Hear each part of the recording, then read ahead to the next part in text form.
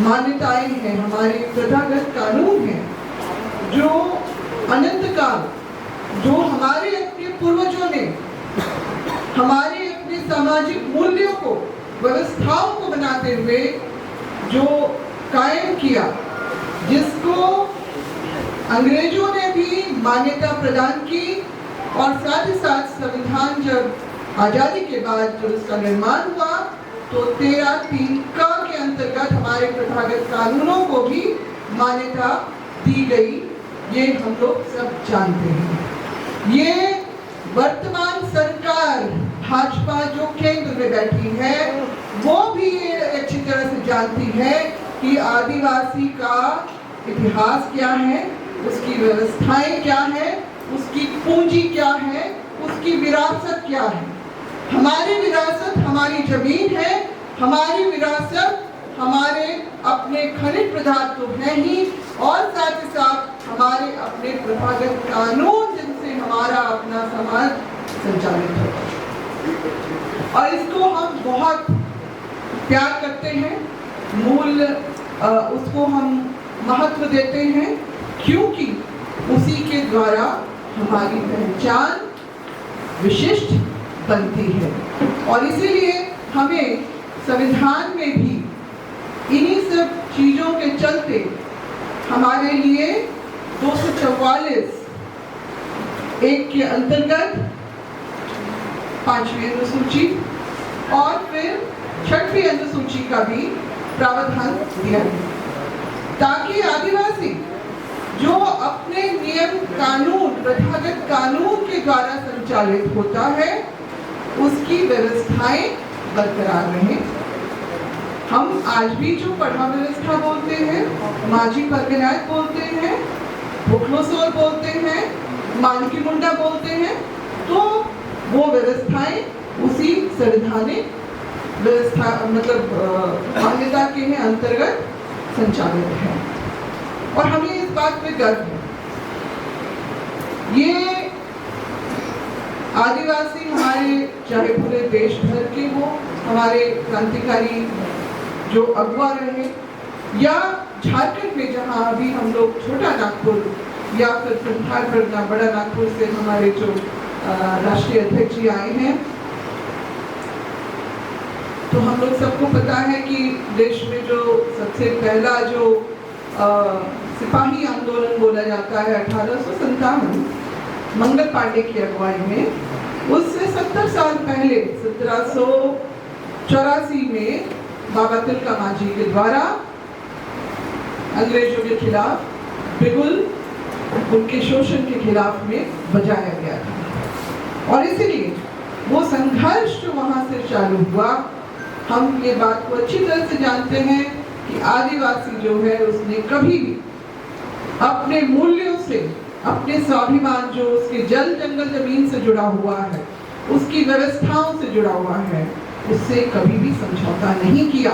इसलिए वो जूझा, वो लड़ा, और उसके बदौलत जो है कोल्हान में आपका विल्किंसन रूल बना, नहीं उससे पहले एसपीटी एक्ट बना, संथाल परगना एक्ट बना 1855 में, 1858 में आपका विल्किंसन रूल बना, और फिर उसके बाद 1908 में सीएनटी एक्ट बना। ये सारा कुछ जो है एक लंबे संघर्ष का जो है परिणाम था, और हमारे अनगिनत जो हमारे जो क्रांतिकारी वीर रहे, उन्होंने अपना जो बलिदान दिया, उन सब चीज को हम लोग जानते हैं, जानना चाहिए, और अपनी भावी पीढ़ी जो है उसको भी इसके विरासत के रूप में, धरोहर के रूप में उसको आगे ले जाना। ये हम लोग अभी जो हमारे एडवोकेट साहब जो है, प्रोफेसर साहब, उन्होंने बहुत विस्तार में हमारी अपनी सारी व्यवस्था, चाहे वो जन्म हो, विवाह हो, संबंध विच्छेद हो, उत्तराधिकार का अधिकार हो, या फिर जो है हमारे अपने अन्य जो है एडॉप्शन का जो है कानून जो है, जो परंपराएं हैं, उसके बारे में विस्तार से बात की। तो अब भारत सरकार जो कह रही है कि समान नागरिक संहिता लाया जाए, एक देश एक कानून, कहाँ से संभव है? ये देश विविधताओं में एकता वाला देश है। अनेक धर्म समुदाय के लोग यहाँ पर वास करते हैं। हिंदू ही सिर्फ नहीं है कि हिंदू मैरिज एक्ट सब पे लागू हो या हिंदू सक्सेशन एक्ट सब पे लागू हो, मुसलमान भी हैं, माइनॉरिटी भी हैं, और इसके अलावा जो आदिवासी इस देश का असली मालिक, जो मूलवासी है यहाँ का, वो उसकी अपनी व्यवस्था है। तो निश्चित रूप से हमने इस बात को देखा कि 2014 में जब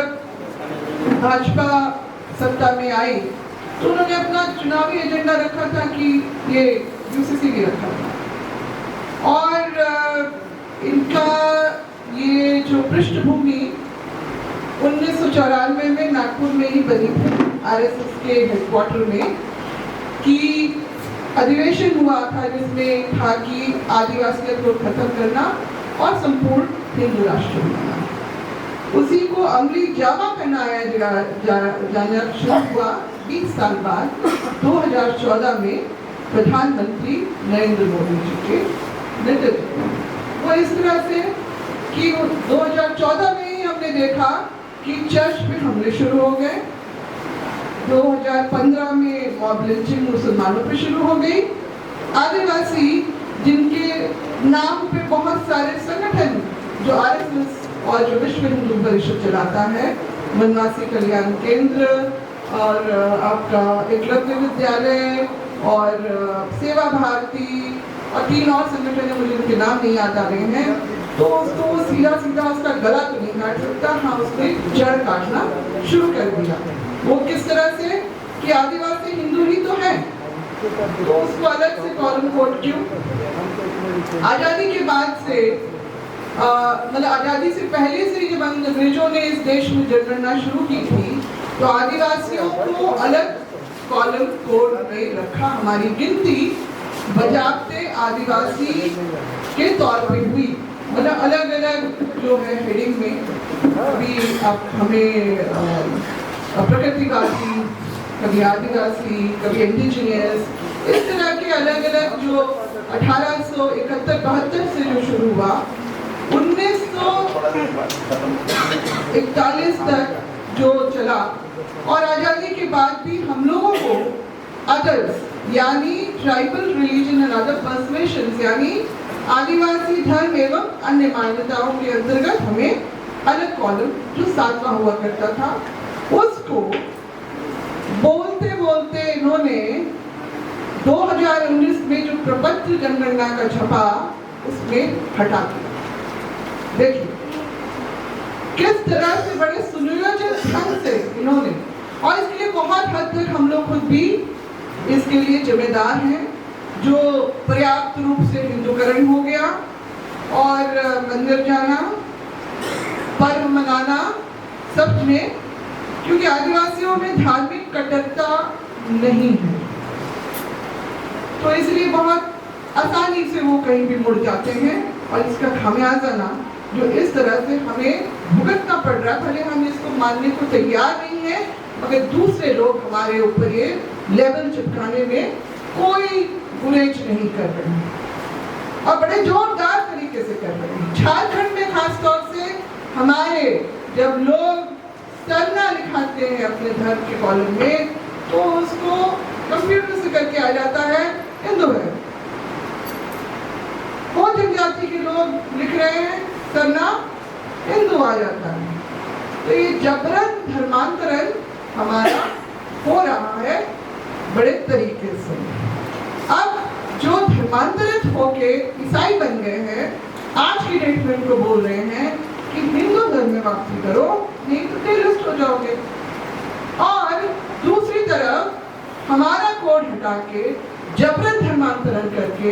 हमें भी तो टेररिस्ट करने वाले हैं, क्योंकि आप भी हिंदू हम भी हिंदू, तो आपके संवैधानिक प्रावधान क्यों?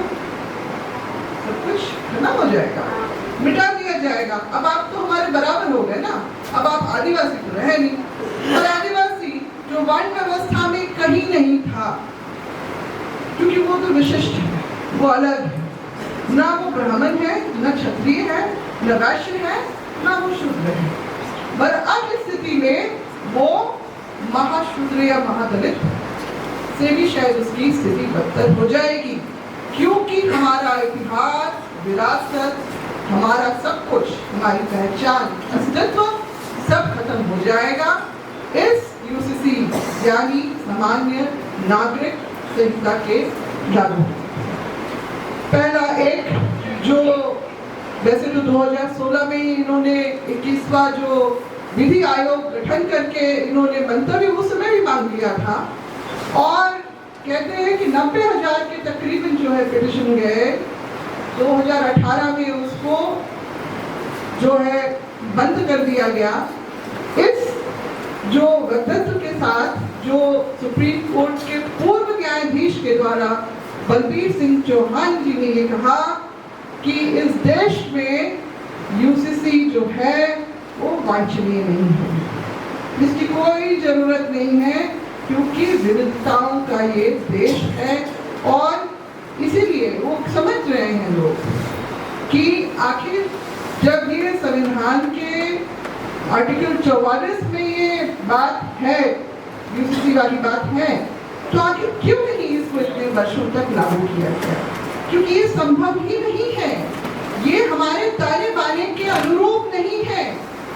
इसीलिए कभी भी किसी भी सरकार ने, आखिर की सरकार ने इसको लागू नहीं किया, मगर मंशा तो यहाँ बिल्कुल अलग है। अब हम यहाँ यूसीसी पे हल्ला कर रहे हैं, और अभी एक दिन पहले ही पार्लियामेंट हाउस में, सदन में क्या हो रहा है, वन संरक्षण जो विधेयक, संशोधन ला के विधेयक पास कर दिया, यानी वन अधिकार अधिनियम जो है हमारा जो है उसमें आराम से, क्योंकि ये पहले से ही 2017-20 में ही इन्होंने ये लेके आए थे, सोशल इम्पैक्ट असेसमेंट वाली जो बात लेके आए थे कि हाँ कहीं पर अगर वन क्षेत्र में जा रहे हैं तो वहाँ पर उसका या फिर उसके आसपास में लोगों का उस पर क्या जो सामाजिक जो है उसका प्रभाव पड़ेगा। पहले आप कंपनी को घुसा लीजिएगा, उसके बाद आप उसका आकलन कीजिएगा, ये तो कोई मतलब नहीं है। ये सारा कुछ ही आई वॉश की तरह ही ये सब कुछ हम लोग देख रहे हैं। इसके पीछे मंशा है कॉर्पोरेट यानी पूंजीपतियों को जो है जगह देने की। 2018 में भी हमने देखा था कि किस तरह से हमारा जो अनुसूचित जाति, अनुसूचित जनजाति जो अत्याचार अधिनियम में जो जिस तरह से संशोधन लाकर हमारे ऊपर अत्याचार, 2019 में भी जो कोर्ट की तरफ से ऑर्डर हुआ था जिसमें 20 लाख के तकरीबन आदिवासी जो है बेघर हो जाते हैं, उनसे पट्टा मांगा जा रहा है। आप पट्टा दीजिए, आप अपना मालिकाना हक वो ये आधार बताइए। तो इस तरह की चीजें ये लगातार करते रहे हैं। अब ये यूसीसी को दोबारा इन्होंने जो खड़ा किया है 2024 में, ये अपना सोच रहे हैं, शायद हो सकता है 10 साल हो रहे हैं, ये एजेंडा भी हम लोग अपना पूरा कर रहे हैं। इस बीच में तो इन्होंने बहुत कुछ नुकसान कर लिया। जितने भी सरकारी संस्थानों का राष्ट्रीयकरण कर ही दिया। अब ये वंदे भारत पे अभी कल जो आपका पटना टू रांची वाले रूट में जो कोडरमा में इसमें पत्थरबाजी हुई है, ये भी क्या है, ये सरकारी खर्च पे जो है ये जो सारा ट्रेन तैयार हुआ है, अब उसमें जो है ये ट्रायल भी सरकारी पैसे से, हमारे ही टैक्स के पैसे से हो रहा है, उसके बाद ये प्राइवेट हो जाएगा। मतलब हमारी सारी चीजें जिसमें हमारा संविधान अधिकार जो हो सकता है या होता रहा है, उन सब चीज पे आरक्षण को खत्म किया जाए और आदिवासी को तो बुरी तरह से कुचलने के लिए, क्योंकि आदिवासी हमारे अपने जो पूर्वज थे जिन्होंने इतने जो संघर्ष करके आज हमारे लिए इतना कुछ तैयार किया, कस्टमरी लॉ जिसको हम लोग कहते हैं, हमारे लिए व्यवस्था, हमारे लिए कानून बना के लाए। आज उसको हम लोग अगर तीर धारे से नहीं तो कम से कम कलम की ताकत से या अपनी आवाज की ताकत से या अपने एकजुट होकर अपनी ताकत से सरकार को अगर हिलाने दिए, जो किसानों ने, जो पंजाब के किसानों के साथ में अगर लोग आए, तो आज पूरे देश के आदिवासियों को एकजुट होके अपने खिलाफ होने वाले अत्याचार को मिटाने के लिए आगे आना होगा, जगह जगह इसकी विरोध करना होगा। और हमने जो अगस्त में भी दिल्ली चलो का जो नारा लगाया है, उसमें आना होगा, अपनी बातों को रखना होगा और सरकार को झुकने के लिए,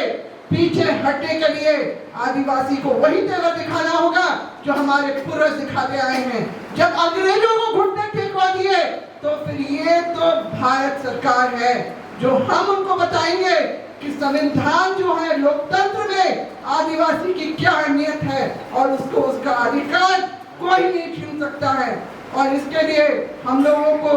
कमर कसना है, चाहे हमारा गला क्यों न कट जाए, तो इसकी परवाह हमको नहीं करनी है। और